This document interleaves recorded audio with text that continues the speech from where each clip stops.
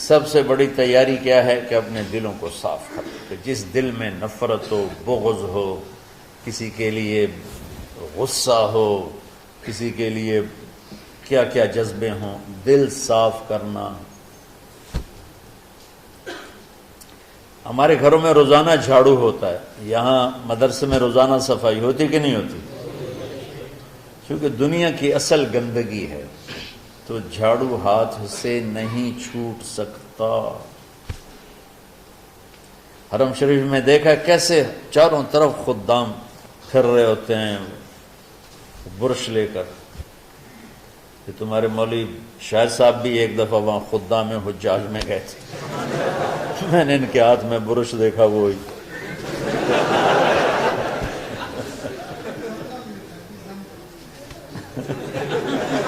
وہ حرم ہی ہے۔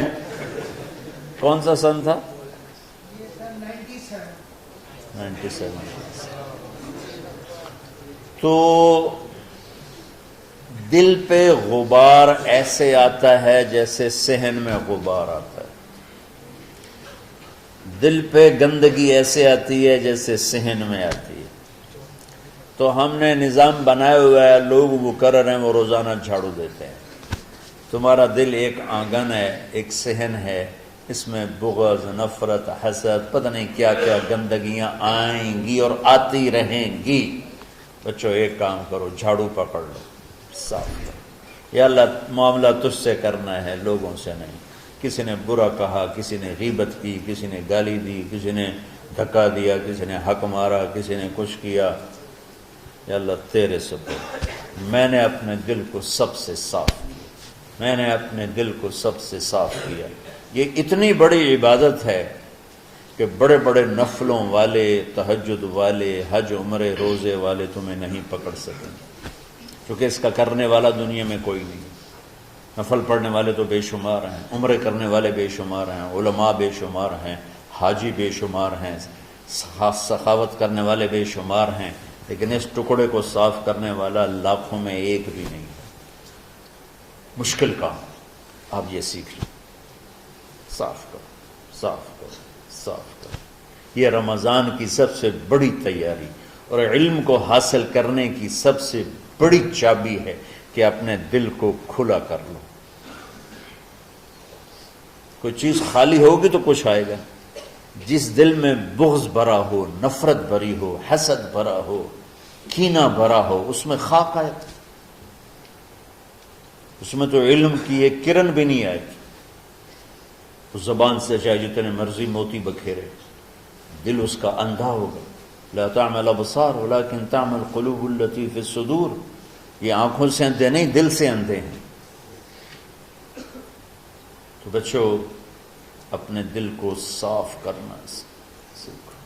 وہ کتنی مشہور حدیث ہے، آپ نے کہا اس دروازے سے ایک جنتی آ رہا ہے، تو ایک انصاری صحابی داخل ہوئے، جوتا ہاتھ میں، داڑھی میں وضو کا پانی۔ اگلے دن اس دروازے سے ایک جنتی آ رہا ہے، تو ایک صحابی آئے، ہاتھ میں جوتا، داڑھی میں وضو کا پانی، وہی صحابی۔ اگلے دن اس دروازے سے ایک جنتی آ رہا ہے، تو وہی صحابی 3 دن جنت کی بشارت لی ہوئی۔ اس صحابہ کی جماعت میں ایک شخص ہیں جن کا نام ہے عبداللہ بن عمرو بن عاص۔ ان سے بڑا عبادت گزار صحابہ میں کوئی نہیں تھا، نہ سابقین میں نہ متاخرین میں، نہ پہلوں میں نہ بعد والوں میں۔ ان کی عبادت کیا تھی؟ ساری رات جاگنا، سارے دن کا روزہ، اور ایک ختم قرآن صبح سے شام۔ اتنی اللہ نے طاقت دی تھی۔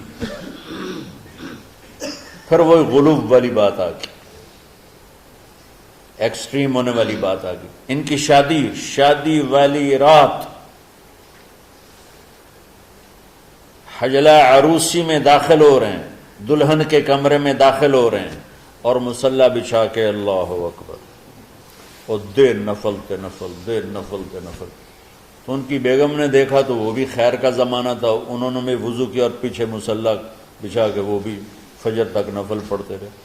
صبح ہوئی تو حضرت عمرو بن عاص رضی اللہ عنہ نے پوچھا، بیٹی رات کیسی گزری؟ کہا جی ماشاءاللہ آپ کے بیٹے تو بڑے عبادت گزار ہیں، ساری رات نفلوں میں ہی گزری۔ تو وہ ان کو شکایت کر دی۔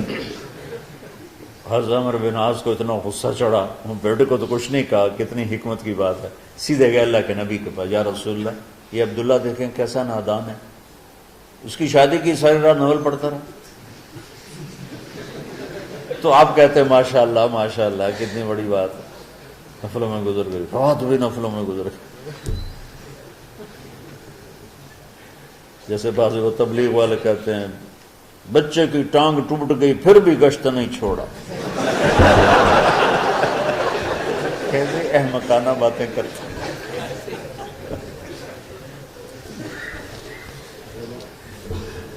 تو آپ نے حضرت عبداللہ بن عمر کو بلا کے ڈانٹا کہ تو نے مہینے میں 3 دن روزے رکھنے ہیں، بس نہیں رکھنے، اور ہفتے میں 1 قرآن ختم کرنا ہے۔ کہا یا رسول اللہ میرے اندر طاقت زیادہ ہے۔ پھر اچھا 15 دن روزے رکھنے، کہنے میرے اندر طاقت زیادہ ہے۔ آپ اس کو تھوڑا تھوڑا کر کے گھٹاتے رہے، اور وہ ہر دفعہ نہیں یا رسول اللہ میرے اندر طاقت زیادہ ہے۔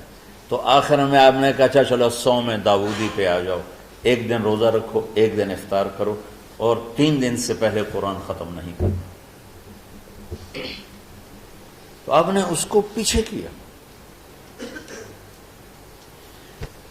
یہ بیٹھے تھے اس محفل میں، ان کے دل میں آیا کیا یہ بزرگ مجھ سے زیادہ عبادت کرتے؟ رات میں ساری جاگتا ہوں، دن روزہ رکھتا ہوں، 1 ختم کرتا ہوں، تو جنت کی بشارت تو مجھے ملنی چاہیے تھی، ان کو کیسے مل رہی؟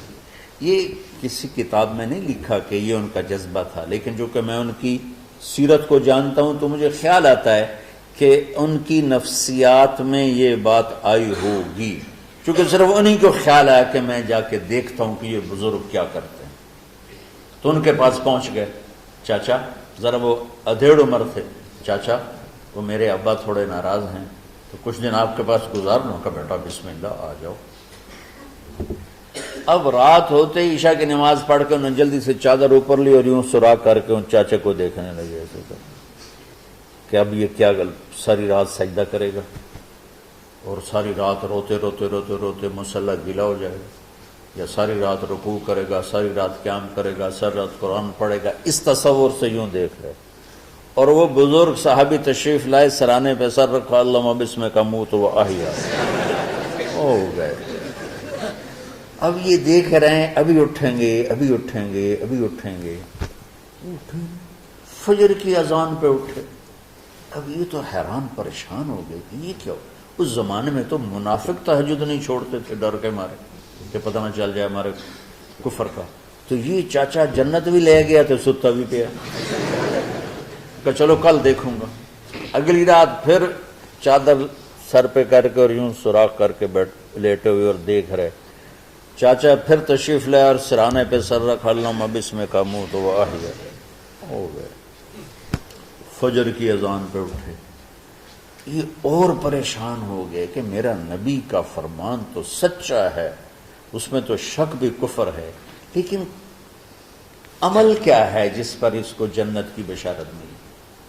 2 رکعت نفل بھی نہیں۔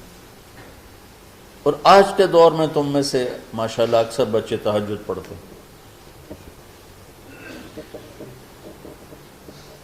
کہ 1 رات اور دیکھوں گا، تیسرے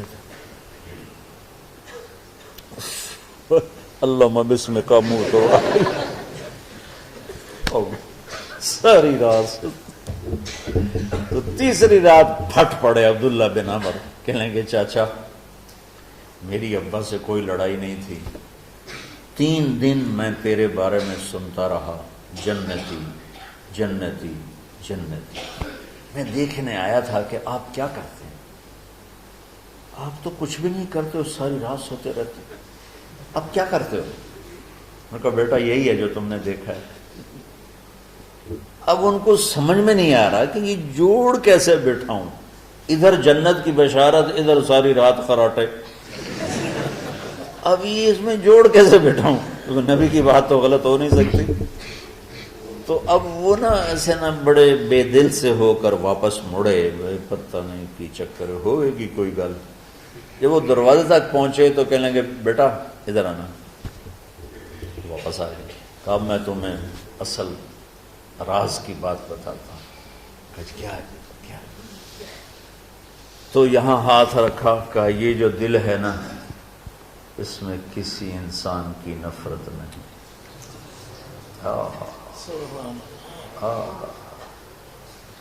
اور جب اللہ کسی کو رزق دیتا ہے، عزت دیتا ہے، مجھے کبھی حسد نہیں ہوا، مجھے خوشی ہوتی۔ تو عبداللہ بن عمر نے کہنا تھا ہاں یہ بات ہے، نہیں، ان کو ہاذا ہوا، اچھل کے کہنے لگے ہاذا ہوا، ہاں ہاں ہاں ہاں یہی ہے یہی ہے یہی ہے۔ پھر کہنے کہ چاچا پر یہ میرے بس کا نہیں ہے، کون کرے گا یہ؟ اتنے بڑے آدمی ہو کر کہہ رہے ہیں کہ یہ میرے بس کا نہیں۔ تو بچوں، دنیا میں جنتی بننا ہے اور علم اللہ سے لینا ہے تو اسے صاف کر دو، سب کی نفرت سے۔ اس نے مجھے یہ کیوں کہا، اس نے مجھے یوں کیوں دیکھا، اس نے میرے بارے میں یوں کیوں کہا، اس نے میرے بارے میں یہ کیوں لکھا۔ جس کی تعریف ہوتی میری کتنی برائی ہوتی، صرف تعریف تو نہیں، بھرا پڑا سوشل میڈیا مجھے گالیاں دیں۔ اللہ کے فضل سے میرے دل میں ایک ذرے کے برابر کبھی کوئی منفی جذبہ نہیں آیا، آئے تو میں دھو کے صاف کر دیتا ہوں۔ یا اللہ میں نے اپنے دل کو صاف کیا، میرا معاملہ تیرے ساتھ ہے، کسی کے ساتھ نہیں۔ یہ یاد، رمضان کی سب سے بڑی تیاری، علم کے حاصل کرنے کا سب سے بڑا ہتھیار آپ کو بس یہ نہیں کہ تمہیں کتابیں یاد ہو جائیں، تمہیں اشعار یاد ہو جائیں، میں کتابوں کا حافظ تھا جب میں پڑھتا تھا، اور دیوانوں کا حافظ تھا اشعار کا، تو کچھ بھی نہیں یاد رہا، چونکہ وہ پڑھائی والے راستے پر چلا نا، اللہ نے تبلیغ میں چلایا، پھر بیماریاں آ گئیں، مصروفیتیں آ گئیں، تو وہ مطالعہ ہی ختم ہو کے رہ گیا۔